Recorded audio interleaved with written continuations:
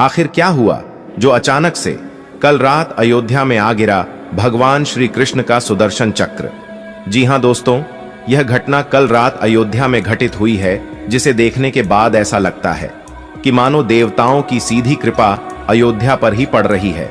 दोस्तों, राम मंदिर का उद्घाटन 22 जनवरी को होने वाला है, जिससे पहले ऐसे अनेकों घटनाएं अयोध्या में भगवान श्री राम की प्राण प्रतिष्ठा होने वाली है, जिसके चलते वहां पर तैयारियां जोरों शोरों से हैं और देश भर में भी अयोध्या राम मंदिर बनने की खुशी पूरे देश पर छाई हुई है।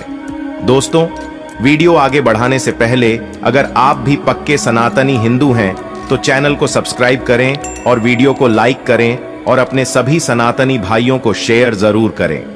दोस्तों, जो घटनाएं अयोध्या में पिछले कुछ दिनों से घट रही हैं, वह लोगों को सोचने पर विवश कर रही है कि आखिर ऐसा क्यों हो रहा है। जिसमें सर्वप्रथम गिद्धों के झुंड की वीडियो सोशल मीडिया पर वायरल हुई और गिद्धों के झुंड को अयोध्या में देखा गया। उसके बाद भालू के झुंड को अयोध्या में देखा गया।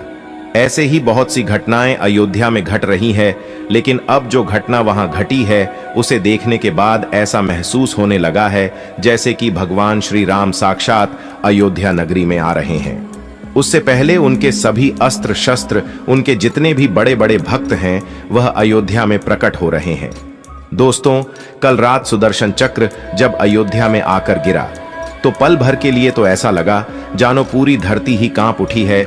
चारों तरफ प्रकाश ही प्रकाश था और एक बड़ा विस्फोट अयोध्या में हुआ, जिसे देखकर सभी लोग हैरान हो गए। सभी के मन में यह शंका थी कि आखिर यह हुआ क्या, लेकिन जब उसे गौर से देखा गया, उसके पास जाकर देखा गया तो पता लगा कि वह सुदर्शन चक्र है और सुदर्शन चक्र को देखकर लोग उसके सामने नतमस्तक हो गए और भगवान श्री कृष्ण और भगवान श्री राम की कथा गाने लगे।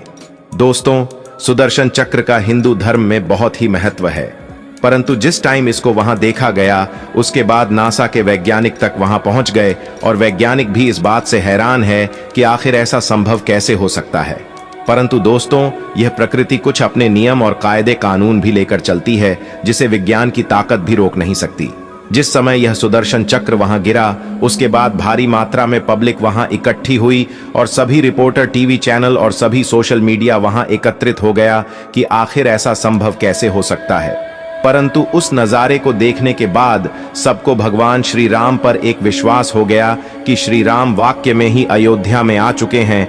बस जो समय गुजर रहा है वह 22 जनवरी के लिए गुजर रहा है, क्योंकि 22 जनवरी को भगवान श्री राम की प्राण प्रतिष्ठा होगी और चारों तरफ बहुत ही अच्छा माहौल होगा।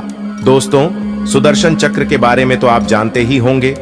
वह चक्र जो भगवान श्री कृष्ण ने धारण किया था।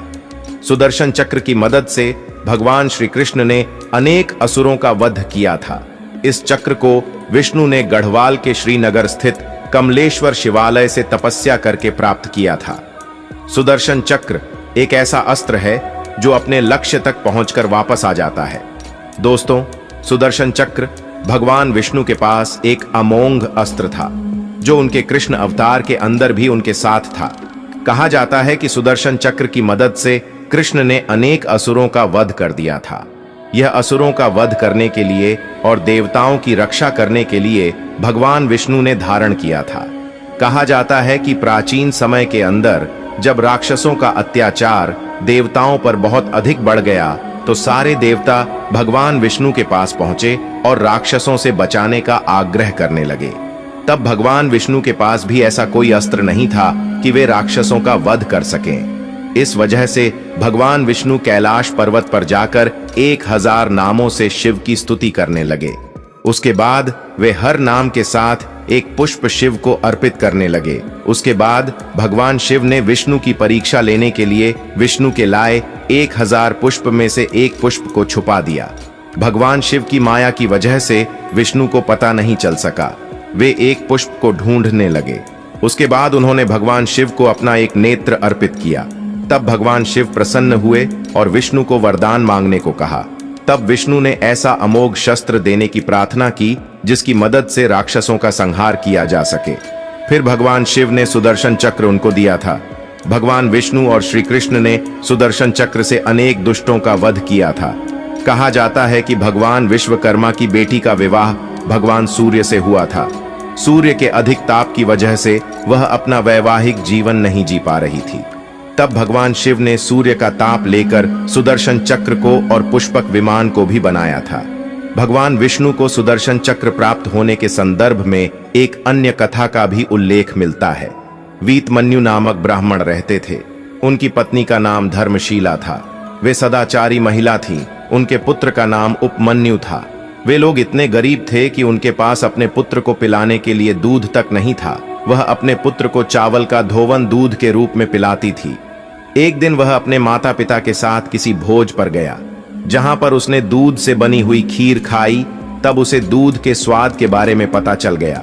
उसके बाद अगले दिन बालक ने असली दूध की मांग की और चावल के धोवन को पीने से इनकार कर दिया।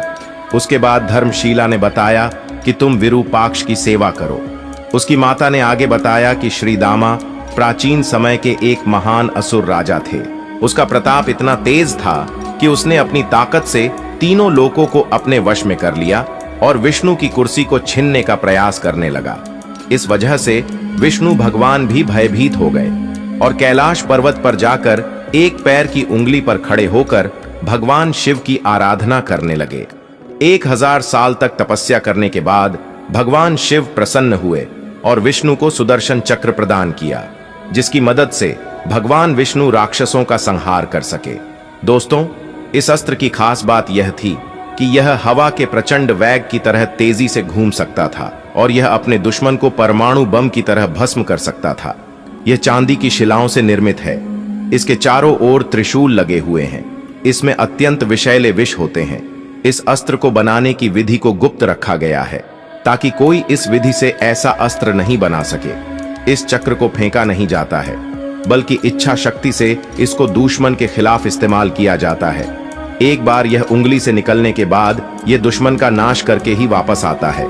सुदर्शन चक्र के अंदर 108 दांत होते हैं। यह 8 किलोमीटर की यात्रा करने में सक्षम होता है।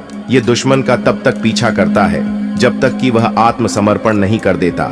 आत्मसमर्पण करने के बाद भगवान विष्णु खुद उसे बचाने आते हैं। दोस्तों, सुदर्शन चक्र को अयोध्या में देखकर अब यह महसूस होता है कि सच में भगवान राम अयोध्या में आ चुके हैं, क्योंकि उनका अस्त्र, उनका शास्त्र भी उनके पीछे पीछे अयोध्या में आ चुका है। तो आने वाली 22 जनवरी को आप भी अपने परिवार के साथ मिलकर इस राम दिवाली को मनाई। इसी के साथ धन्यवाद मित्रों।